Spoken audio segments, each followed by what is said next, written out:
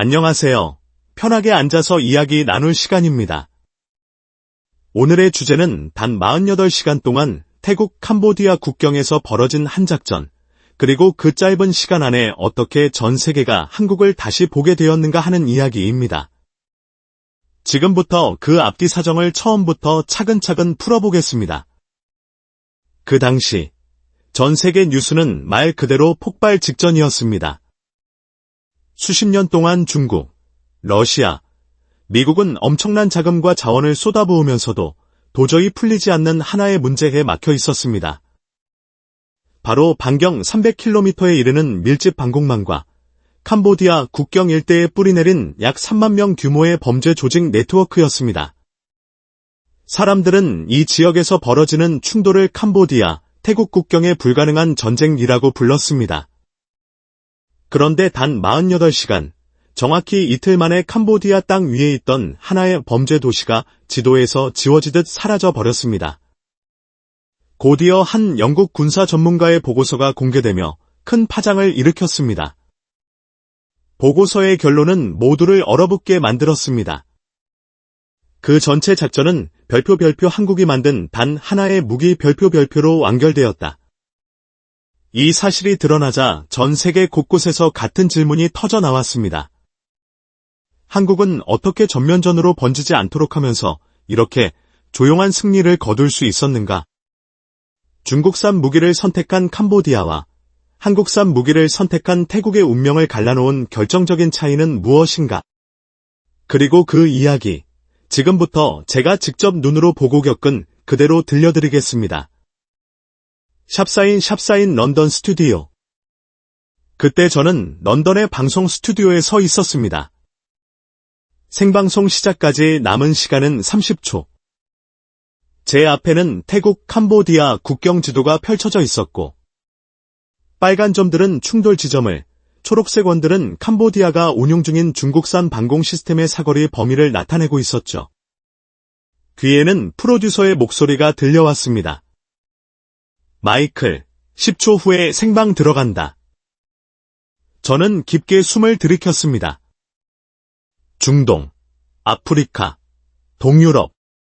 20년 동안 온갖 전쟁을 분석해왔기에 웬만한 시나리오는 다 겪어본 줄 알았습니다. 하지만 유독 이번 태국 캄보디아 사태만큼은 어딘가 설명하기 어려운 위화감이 남아 있었습니다. 온 에어불이 켜졌습니다. 시청자 여러분 안녕하십니까? 마이클 스톤입니다. 지금 이 순간 동남아에서 매우 예측하기 힘든 상황이 전개되고 있습니다. 저는 지도를 가리켰습니다. 공군 전력만 놓고 보면 캄보디아는 사실상 내세울 것이 거의 없습니다. 제공권을 장악한다는 개념 자체가 희미한 나라입니다. 그런데도 태국 국경을 향해 지속적으로 도발을 감행하고 있습니다. 공중에서 열세인 나라가 왜 이렇게까지 나올까요? 화면이 전환되며 중국산 방공 시스템 사진이 떴습니다. 답은 여기에 있습니다. 이것이 바로 중국이 캄보디아에 배치한 HQ-9 방공 시스템입니다. 사거리는 약 200km죠. 태국 공군 전투기가 이 초록색 원 안에만 들어오면 피격 확률이 급격히 올라갑니다. 저는 단호하게 정리했습니다. 지금 캄보디아는 이 시스템에 의존하고 있습니다. 숫자와 사거리, 그리고 그로 인한 심리적 위협감이 억지력의 균형을 만들어내고 있는 상황입니다. 이어 태국 전력을 분석하는 장면으로 넘어갔습니다. 반면 태국은 미국, 스웨덴 등 여러 나라의 무기를 섞어서 사용하고 있습니다. 여기에 한국산 장비들 역시 일부 포함되어 있습니다.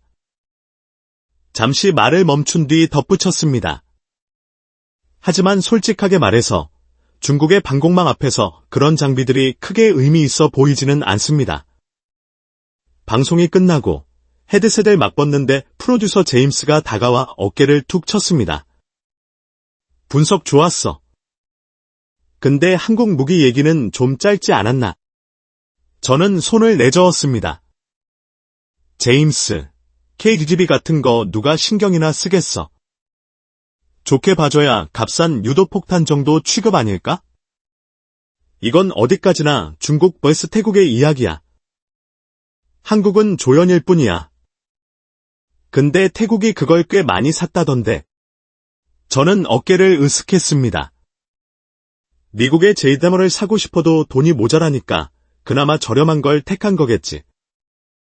제이다머는 너무 비싸. 그때 제 휴대전화가 울렸습니다. 태국 국방부에서 온 긴급 공지였습니다.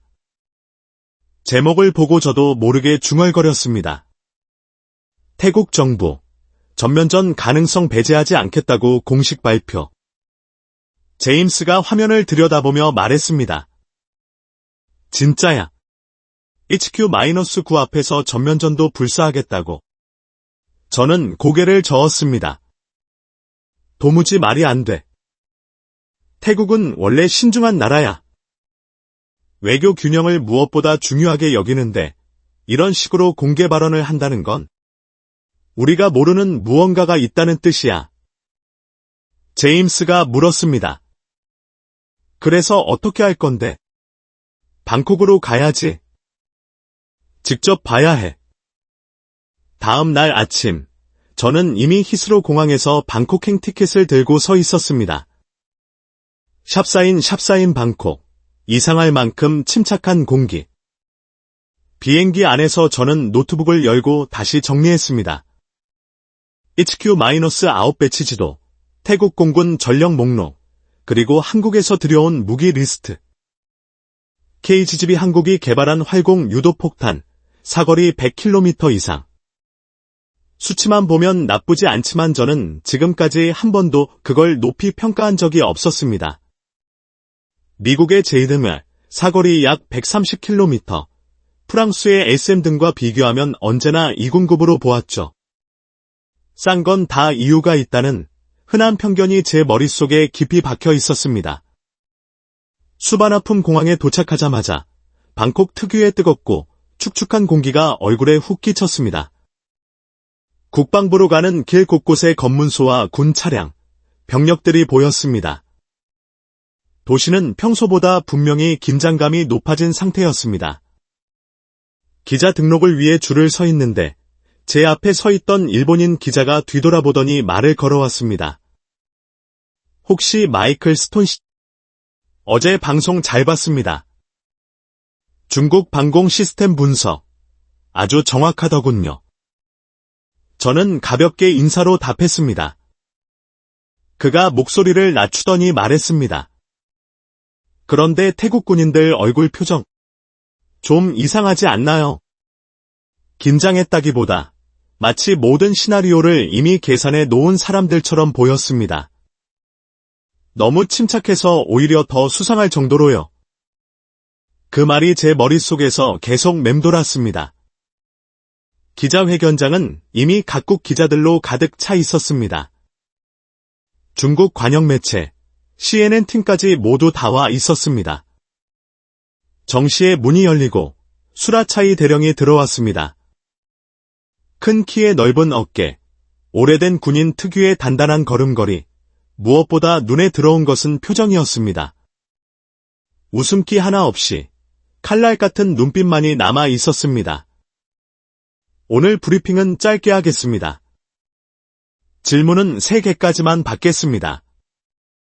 그의 목소리는 누군가를 설득하려는 톤이 아니라 이미 결정된 사항을 통보하는 톤이었습니다.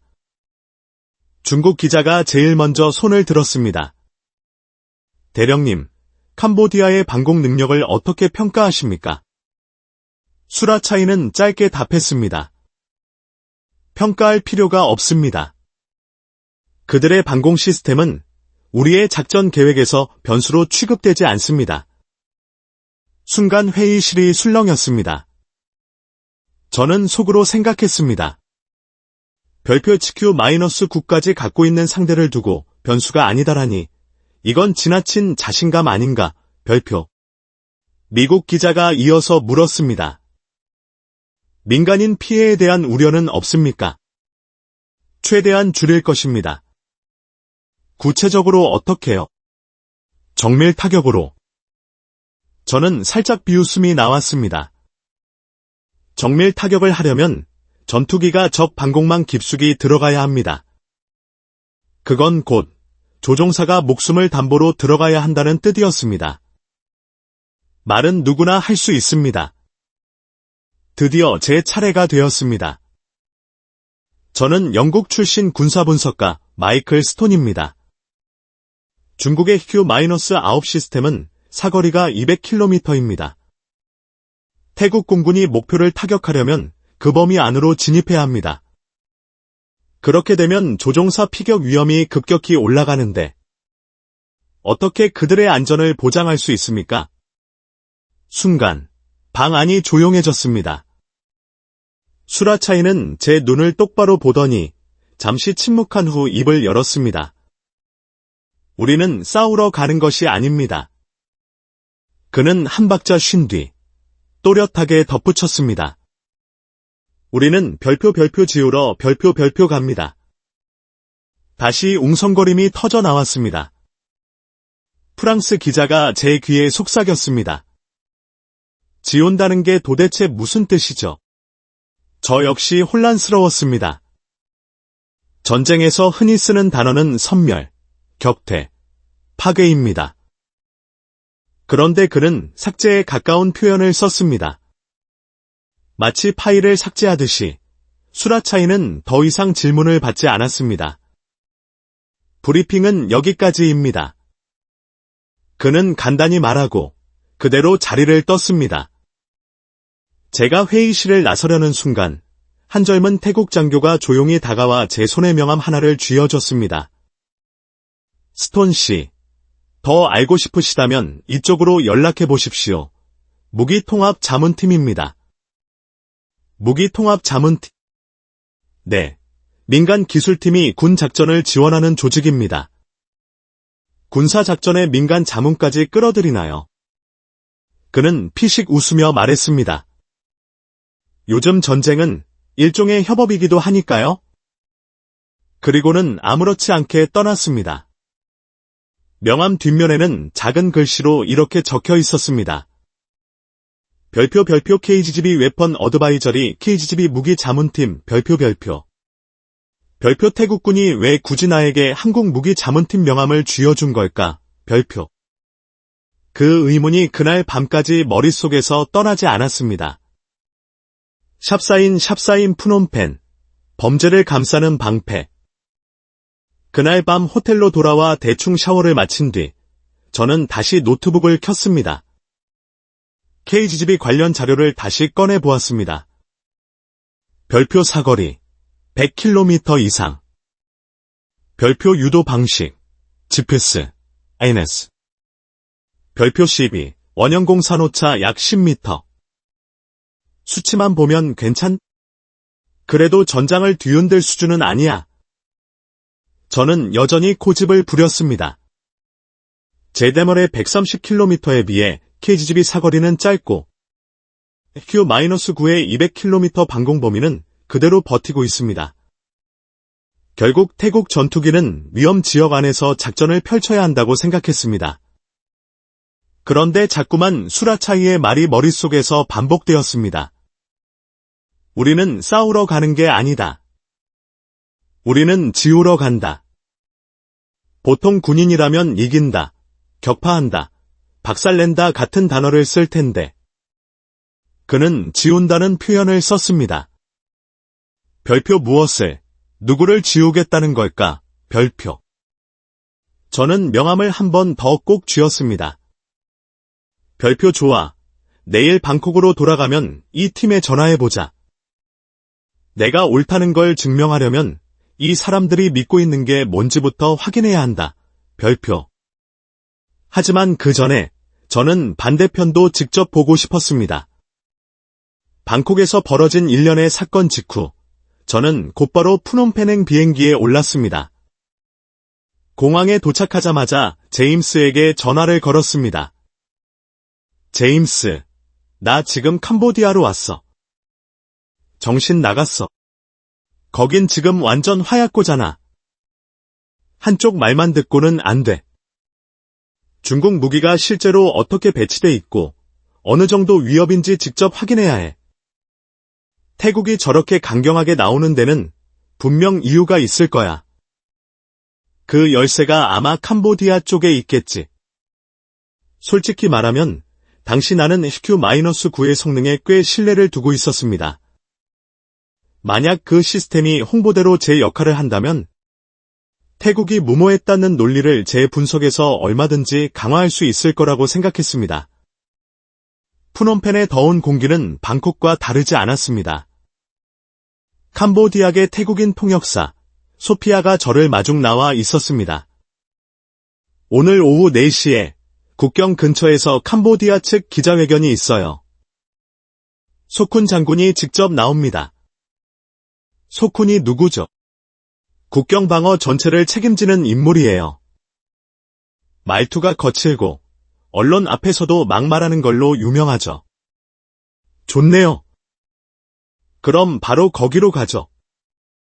차로 2시간을 달려 도착한 곳은 국경 인근의 야전 기지였습니다. 가장 먼저 눈에 들어온 것은 기자회견장 뒤쪽에 일부러 세워놓은 장비들이었습니다. HQ-9 다연장 로켓, 레이더 차량. 온통 중국제 장비들로 배경을 꽉 채워놓고 있었죠. 소피아가 작은 목소리로 말했습니다. 저거, 화면에 잡히라고 일부러 저렇게 세팅해 놓은 거예요. 저는 카메라를 들며 말했습니다.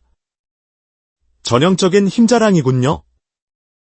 4시 정각, 소쿤 장군이 모습을 드러냈습니다. 윤이 나는 군복, 가슴 가득 메달, 뒤를 따르는 수행원들. 마치 승전 퍼레이드에 나오는 장수 같았습니다. 신사숙녀 여러분, 오늘 우리는 캄보디아의 힘을 세계에 보여주고자 합니다. 태국은 우리를 과소평가하고 있습니다. 그것은 매우 큰 오산입니다. 그는 뒤를 돌아 HQ-9를 가리켰습니다. 이 시스템 하나만으로도 반경 200km를 통제할 수 있습니다. 태국 전투기가 우리 영공 주변에 얼씬거리기만 해도 그대로 격추될 것입니다.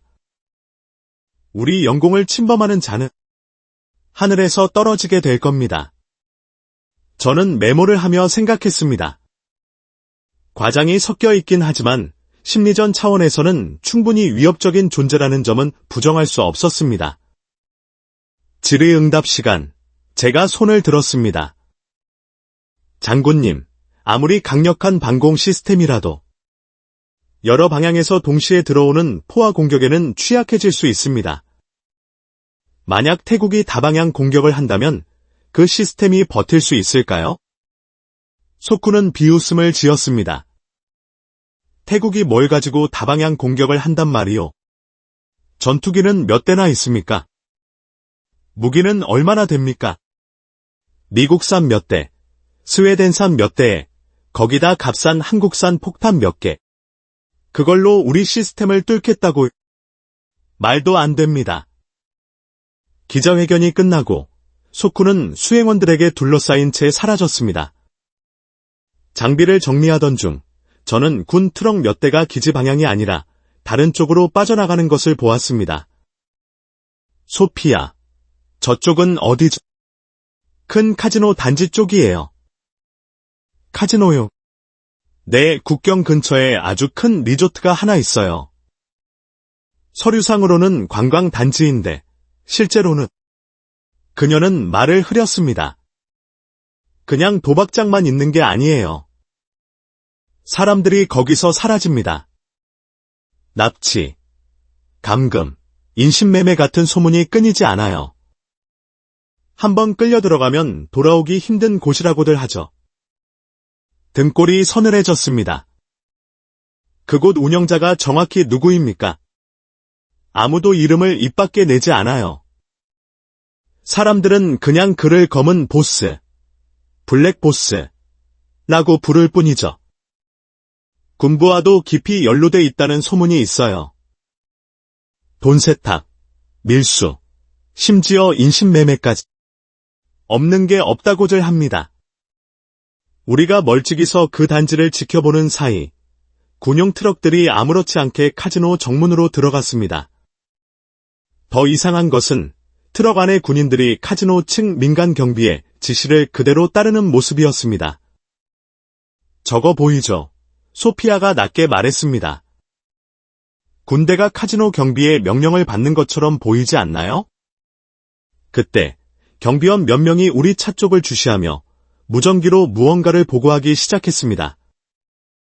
마이클, 지금 바로 떠나는 게 좋겠어요. 저는 카메라를 접으며 말했습니다. 그래요. 돌아갑시다. 푸놈펜으로 돌아오는 길에 제 머릿속 조각들이 하나둘씩 맞춰지기 시작했습니다. 캄보디아의 도발은 순수한 군사적 계산에서 나온 것이 아니었습니다. 그 뒤에는 거대한 범죄 네트워크의 이익이 도사리고 있었습니다.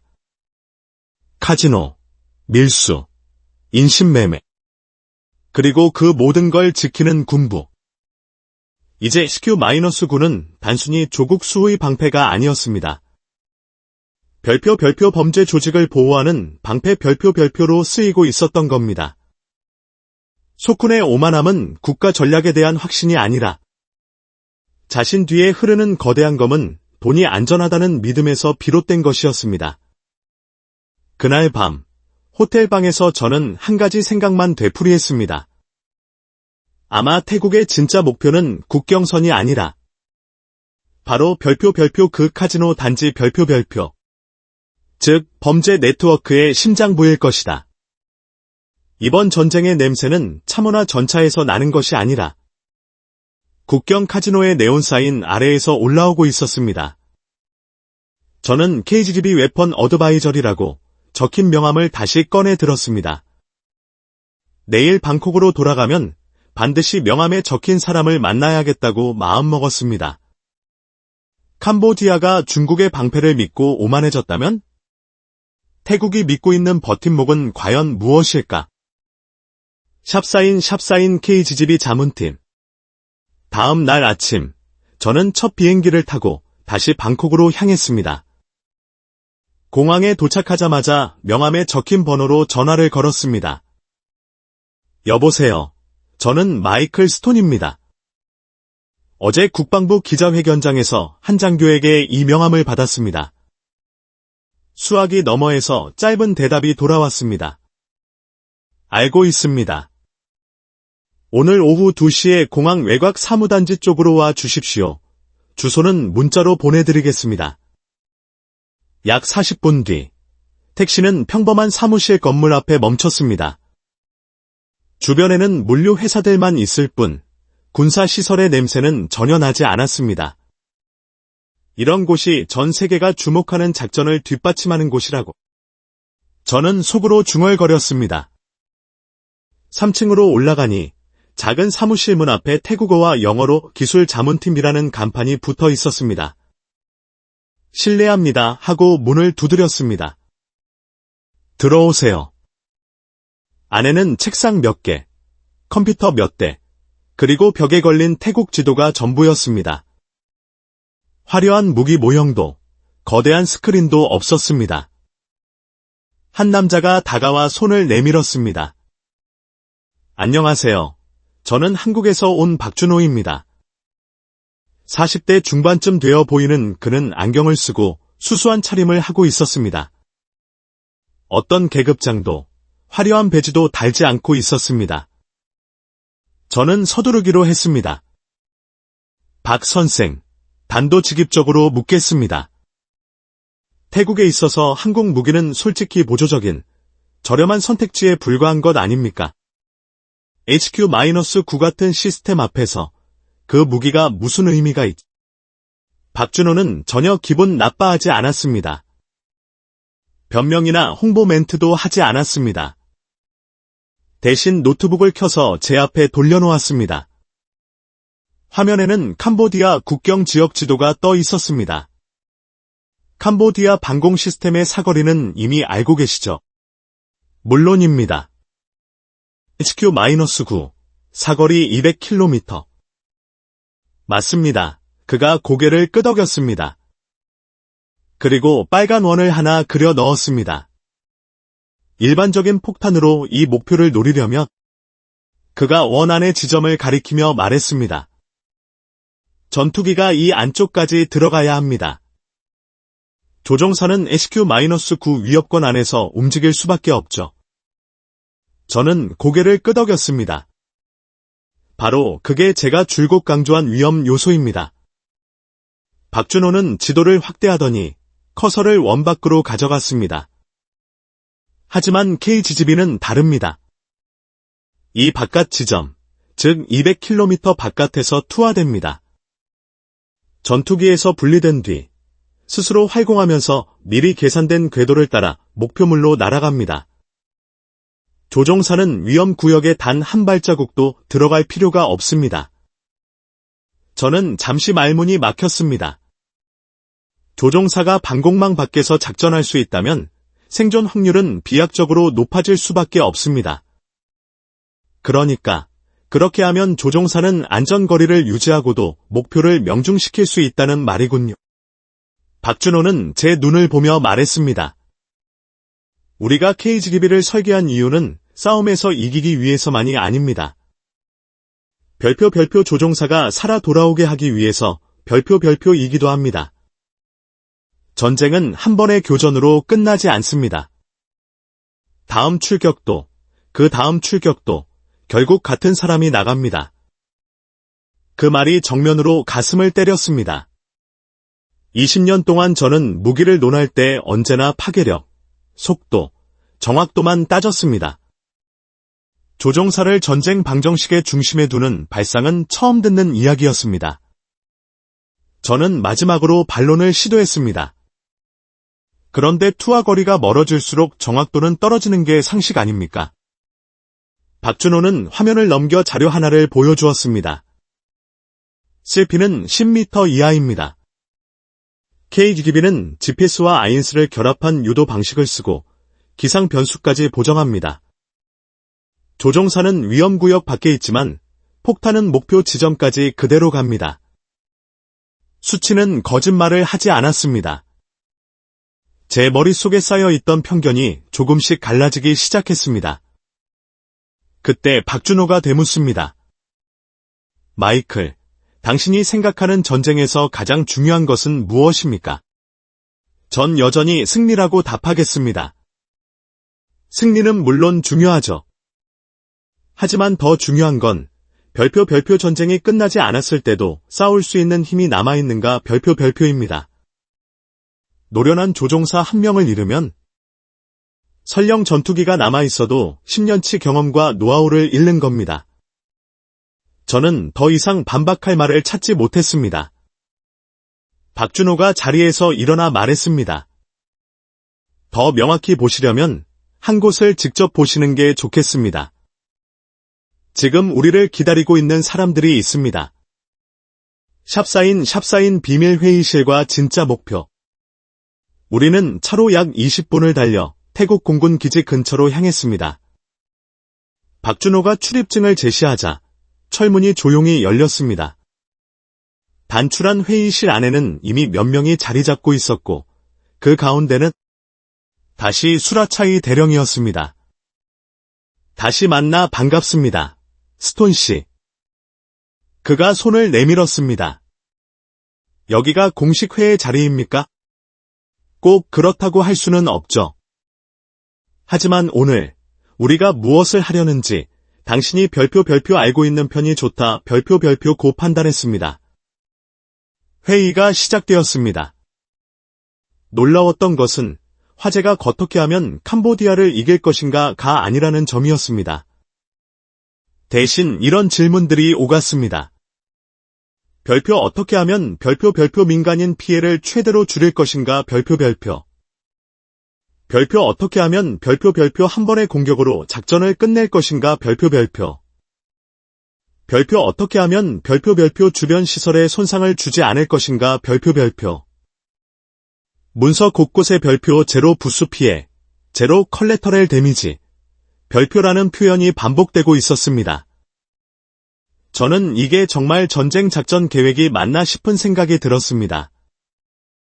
마치 전쟁을 최소화하는 방법을 논의하는 듯했으니까요. 수라차이가 큰 지도를 펼쳤습니다. 우리의 목표는 국경선이 아닙니다. 진짜 목표는 여기입니다. 그가 손가락으로 짚은 곳은 제가 캄보디아에서 봤던 바로 그 카지노 단지였습니다. 여기가 범죄 네트워크의 중심입니다. 이곳이 파괴되면 캄보디아 군부 일부로 흘러 들어가는 자금줄이 끊어집니다. 돈이 끊기면 전쟁은 스스로 식어버리죠. 제가 물었습니다. 하지만 그 주변에는 민간 시설도 많이 있지 않습니까? 수라차이는 박준호 쪽을 바라보았습니다. 박준호가 노트북을 켜자 카지노 주변 지역의 3D 모델이 화면에 떴습니다. 우리가 노리는 건 딱 별표 이 중앙 건물 하나 별표입니다. 나머지 건물들은 여기서 약 20m 떨어져 있죠. KGB의 폭발 범위를 계산하면 이 건물들에는 직접적인 피해가 가지 않습니다.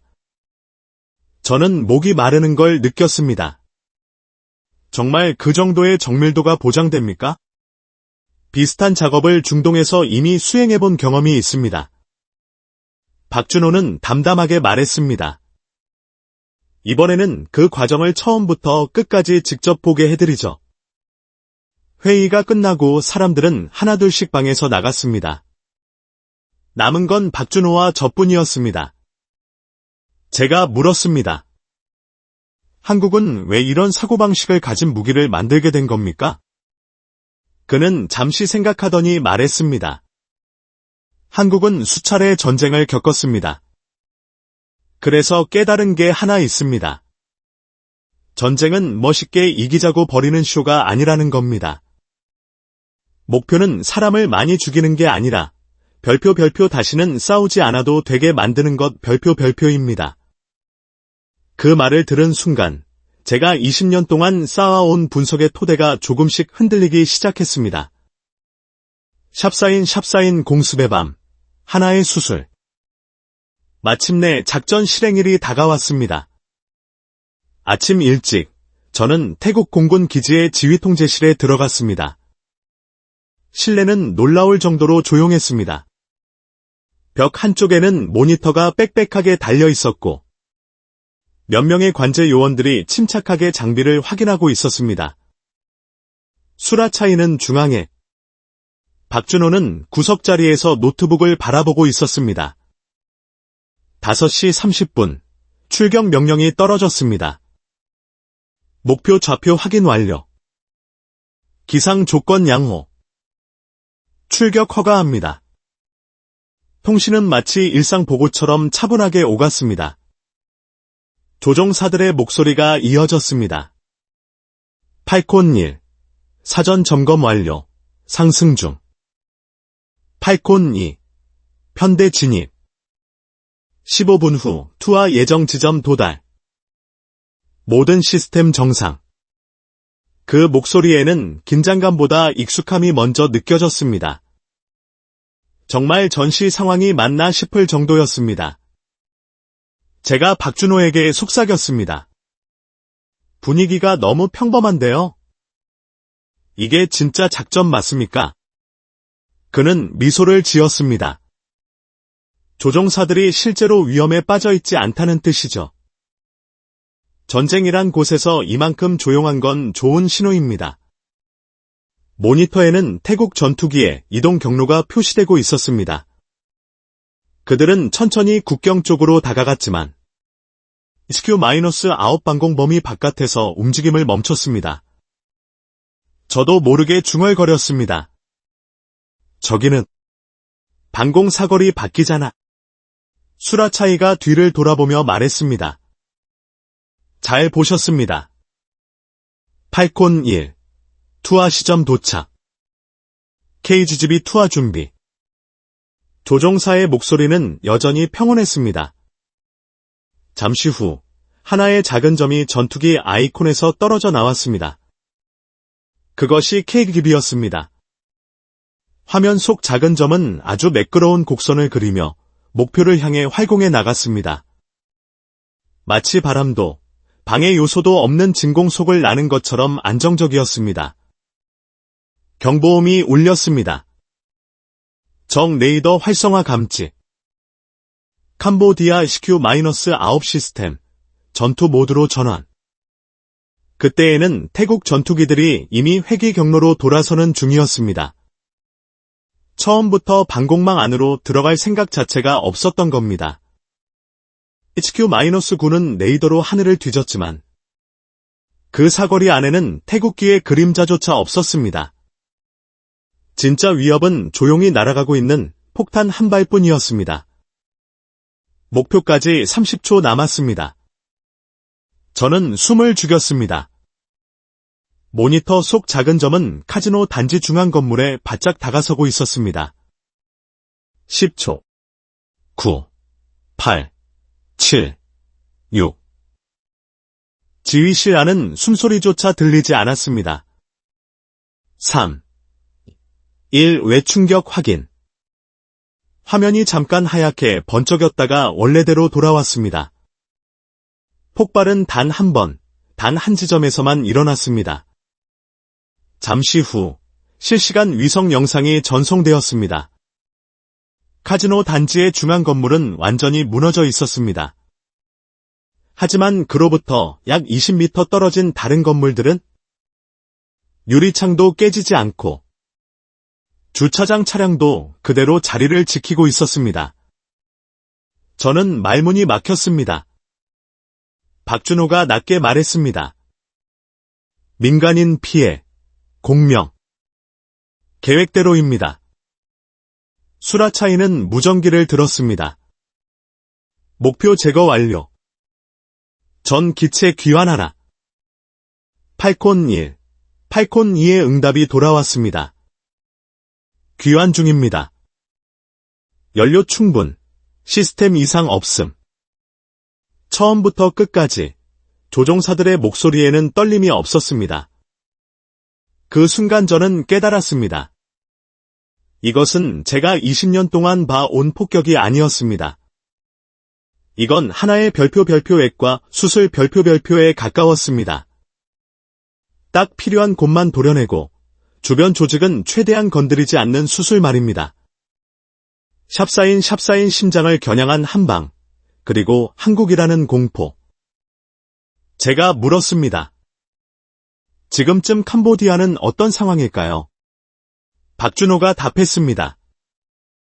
혼란 그 자체일 겁니다. 방공 시스템은 예정대로 가동됐는데 막아낸 게 없습니다. 어떻게 공격을 당했는지를 이해하지 못할 겁니다. 예상은 그대로 적중했습니다. 입수된 정보에 따르면 캄보디아 군 내부에서는 이런 일들이 벌어지고 있었습니다. 별표 방공 시스템 책임 공방. 별표 정보 실패를 둘러싼 서로의 비난. 별표 다음 타격 목표가 어디가 될지에 대한 극도의 불안. 그리고 병사들 사이에는 이런 소문이 퍼지기 시작했습니다. 한국 폭탄은 예고 없이 떨어진다. 도망쳐도 소용없다. 다음은 우리 부대일지도 모른다. 이제 그들이 두려워하는 이름은 태국이 아니라 별표 한국 별표이 되었습니다. 한국은 전쟁 당사국조차 아니었는데도 말입니다. 한편 단 한 건물만 무너졌을 뿐인데 카지노 돈세탁 무기 저장 군부 재정 지원으로 이어지는 전체 체계가 마비되어 버렸습니다. 핵심이었던 심장부를 파괴하자 범죄 네트워크라는 몸통 전체가 무너진 셈입니다. 수라차이의 공식 보고서는 아주 짧았습니다. 별표 목표, 범죄 재정 후방 지원의 중심지. 별표 결과, 완전 제거. 별표 부수 피해, 없음. 승전 선언도, 과시용 브리핑도 없었습니다. 샵사인 캄보디아의 이상한 침묵. 다음 날 아침, 저는 커피를 마시며 국제뉴스를 살펴봤습니다.